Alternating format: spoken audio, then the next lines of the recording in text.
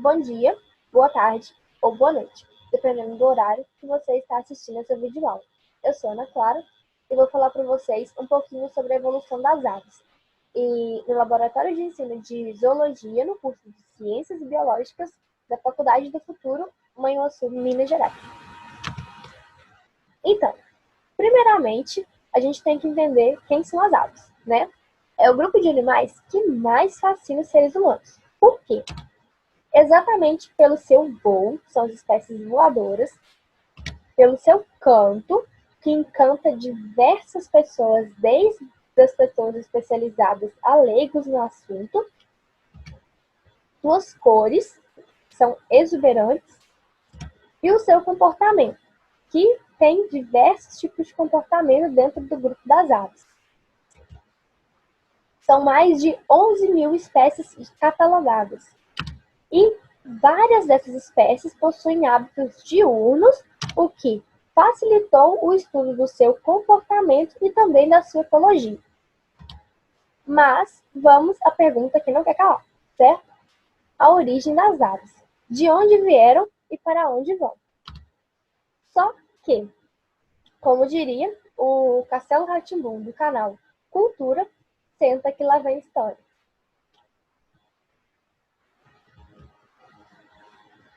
Vamos voltar no tempo a 250 milhões de anos atrás, exatamente no finalzinho do período Permiano com o período Triássico. Foi onde estava ocorrendo uma onda de extinções, ocorridas por chuva ácida, níveis baixos de oxigênio nos mares e também erupções vulcânicas. Essa onda de extinção, ela dizimou cerca de 94% das formas de vida existentes na época. E a fauna, que era abundante em anapsídeos, sofreu uma decadência muito grande. E aí, só que alguns anapsídeos conseguiram sobreviver e a gente tem descendentes deles sobrevivendo até hoje. A gente tem um exemplo aqui dos quelônios. Essa fauna, ela conseguiu se restabelecer só 100 milhões de anos depois desse evento. E ela foi composta basicamente pelos arcossauros, que são representados pelos dinossauros, pterossauros e crocodilianos, e também pelos mamíferos verdadeiros. Só que antes desses grupos conseguirem colonizar e se diversificarem, ocorreu uma extinção antes. Eles quase não sobreviveram. Ela ocorreu há 201 milhões de anos atrás. Foi uma extinção entre o período Triássico, já na era Mesozoica, e o período Jurássico, e ela dizimou 50% da biodiversidade da época. E como eu falei, eles conseguiram sobreviver esses grupos, e eles foram o grupo que mais dominou o período Jurássico na época. E eles deram origem a diversos vertebrados, e entre eles, as nossas queridinhas aves. Há hipóteses, né, que inclui elas no grupo dos terópodas, e elas também são descendentes dos Maniraptora e descendente mais ainda direta dos dromeossauros. E com isso, as aves são classificadas como grupo irmão dos crocodilianos, ambos compondo o grupo dos arcosauromorfos. E a gente tem os representantes desses grupos irmãos atualmente, que são as aves, que a gente está falando delas no vídeo, e também os crocodilos, que fazem parte do grupo dos crocodilianos, os crocodilos e jacarés. Mas existe uma hipótese um pouco controversa. Alguns cientistas tentaram classificar as aves como grupo irmãos dos mamíferos, porque ambos possuem a característica de homeotermia endotérmica. Eles conseguem controlar o calor do corpo sem depender diretamente da temperatura do ambiente. Mas existem várias evidências de que as aves são, sim, descendentes dos dinossauros. E uma delas é a postura bípede. Ambos os grupos, eles eles ficavam em pé sobre as patas traseiras. Outra evidência também é a postura digitígrada, em que ambos os grupos eles ficam em pé sobre os seus dedos e a sua articulação mesotársica ela é em forma de dobradiça, em que os tarsos distais, vocês podem ver aqui na imagem, eles são opostos à articulação mesotársica. Aqui, a articulação mesotársica e os tarsos distais. Em ambos os grupos a gente vê a postura digitígrada. Outra evidência também é a base do pubis voltado para a cauda. Os grupos de dromeossauros e as aves, elas possuem a base do pubis voltado para trás. Aqui vocês podem ver na imagem, né? Aqui é de uma ave e aqui é de um grupo e aqui é de um grupo de dinossauros que são os estegossauros. Ambos os grupos possuem a base do pubis voltada para trás. Mais uma evidência também é a articulação giratória do carpo, em que vocês podem ver aqui no fóssil de dinossauro e aqui também nos ossos das aves, essa articulação aqui, que estava presente nos dromeossauros e que também é presente nas aves. E há a hipótese de que isso auxilia no voo. A fúrcula. A fúrcula nada mais é que a fusão aqui dos ossos da clavícula. Aqui vocês podem ver a fúrcula de um pombo, que é o columba, a fúrcula de um Archaeopteryx, e aqui no grupo dos terópodes, o Velociraptor, o tão conhecido Velociraptor. Ele tem uma característica que também as aves possuem. Outra também é o pescoço em forma de S. Aqui vocês podem ver, nesse fóssil, o pescoço dele é em forma de S, e aqui o de uma ave também é em forma de S. É outra evidência de que dessa descendência. E a presença de penas.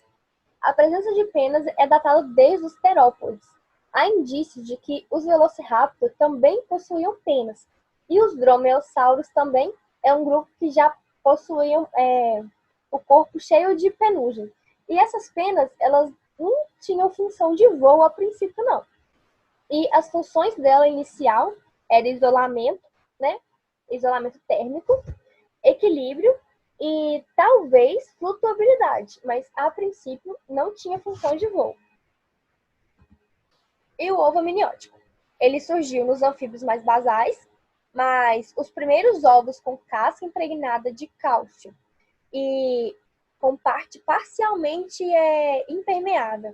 Com o isolamento dos resíduos, ele surgiu com os répteis mais antigos. E isso responde à pergunta de quem nasceu primeiro, o ovo ou a galinha. Vocês podem ver que foram o ovo, há 300 milhões de anos atrás.